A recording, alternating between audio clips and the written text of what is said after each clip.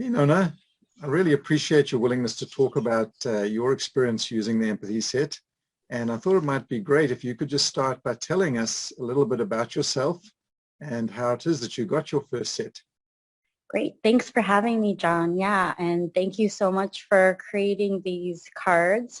I am a fifth, sixth grade teacher at a charter school up in Northern California, and I have been an NVC practitioner for many years now, starting with receiving as a gift the book by Marshall Rosenberg, Nonviolent Communication, and yeah, exactly, a language of life. And going through my own process with it, reading through it. At the time I was going through a really difficult relationship change, and reading it definitely stimulated a lot of different thinking around my own communication of needs and my relationship to needs and feelings, and how those things get expressed or don't get expressed. And I definitely had to do a little bit of soul searching and grapple with some of the ideas that he presented. But after doing so and experiencing really actively practicing NVC, I saw a lot of benefit. And even though it's a really challenging form of practice, it is a practice, and there's a lot of room for just gradual growth in the idea of NVC, and I really appreciate that. So when I first got the cards, I didn't really know. I thought it was a really amazing, neat idea, a deck of cards with the words, but I didn't really fully appreciate it until I had my first experience with them, with mediating between two kids in my classroom, I use them to resolve a conflict. We'd love to hear about that, Nona. Would you be prepared to share a little bit more about the situation and how you handled it using the cards? Absolutely, yeah. So before I became a classroom teacher, I was a one-to-one aide to a child with autism, and I was also a general classroom assistant. And so I did a lot of hours on the playground working with kids to resolve their conflicts.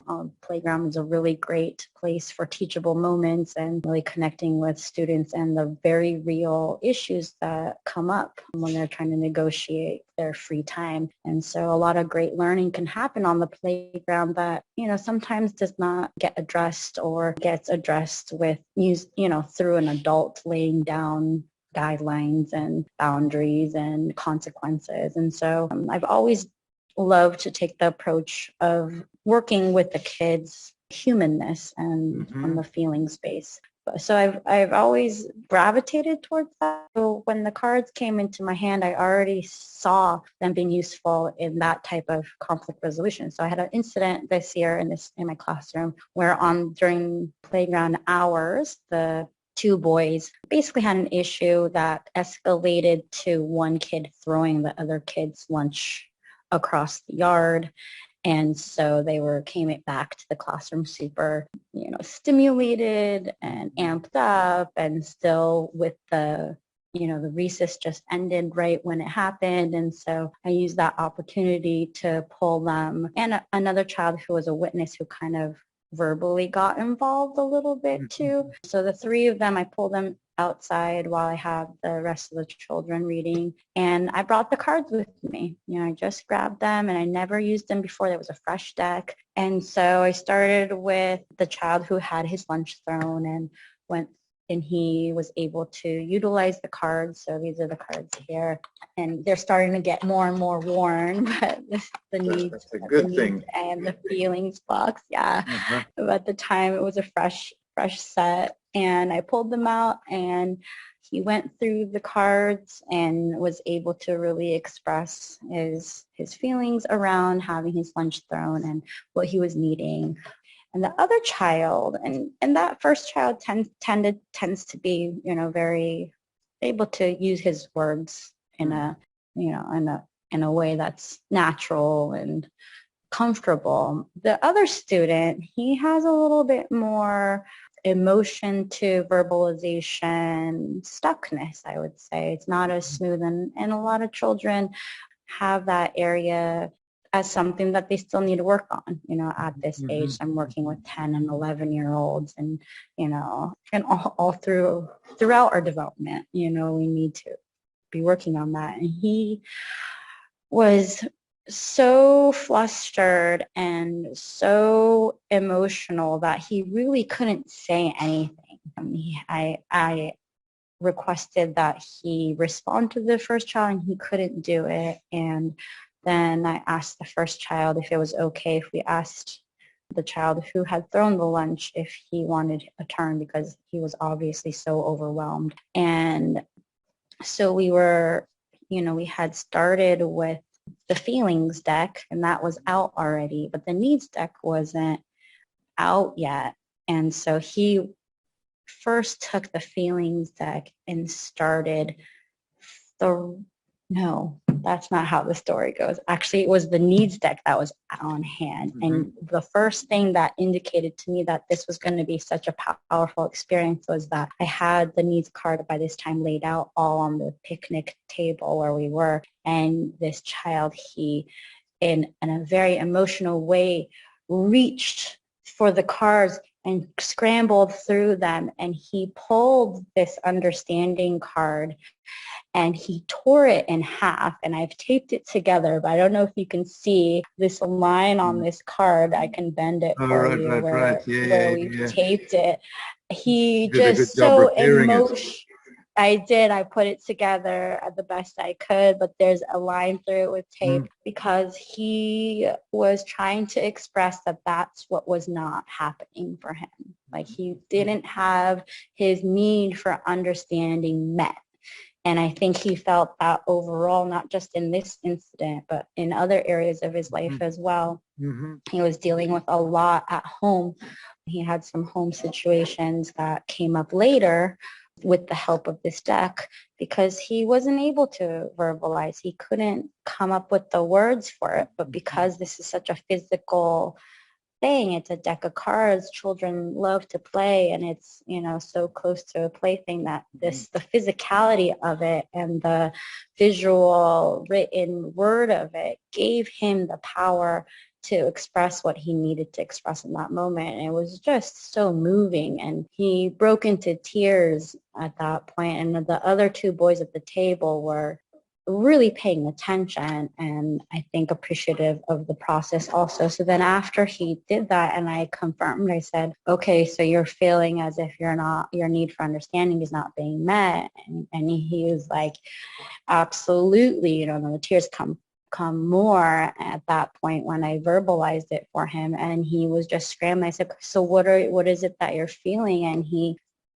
scrambled for this deck. So I pulled them out for him, and he just flipped through them. And the way in which he played the cards, it's like you have a hand dealt to you. It was like he was throwing down the emotion, like he was irritated and annoyed and all these words that he otherwise couldn't say. He was so choked up. And just the physicality of how he did it, he was able to physically express himself, but then also add the words to that. And it was just in that moment, I was like, okay, there's something to these cards. And it was just all I needed to know, that these were going to be my friend as a teacher in helping children really get in touch with their emotions and how to communicate them to others in a way that was constructive. And, as a happy ending note, the third child at the table was able to help solidify the understanding and be a sounding board and repeat back what he thought they were saying. And I think your request might be for some things to feel more normal, because I think they were both expressing. It was so interesting because the two boys that were in the conflict are my two kids who have a lot of home issues right now with, whether it be divorce or some other happenings with family members. And so just the ability of the boys to connect on that level after that happened. And the third boy to say, you guys, it sounds like both of you are wanting your life to feel a little more normal. It was just a moment of empathy and connection that the cards really facilitated. And then now, fast forward, that was at the beginning of the school year, and fast forward to, spring semester, almost the end of the school year, those boys are good friends. And, they're not the closest because they're in different grade levels and they don't generally hang out that much, but they are so friendly to each other within the class and work well.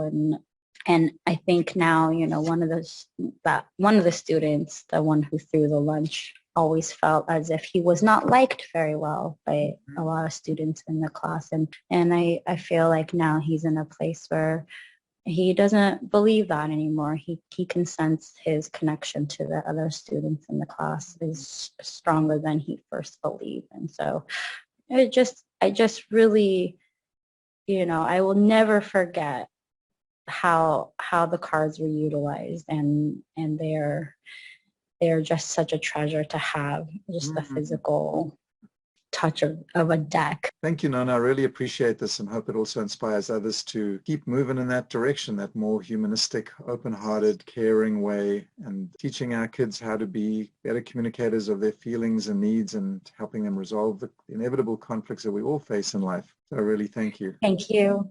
Well, no, thank you, John, for having me and also for creating such a wonderful tool. Appreciate it. Great.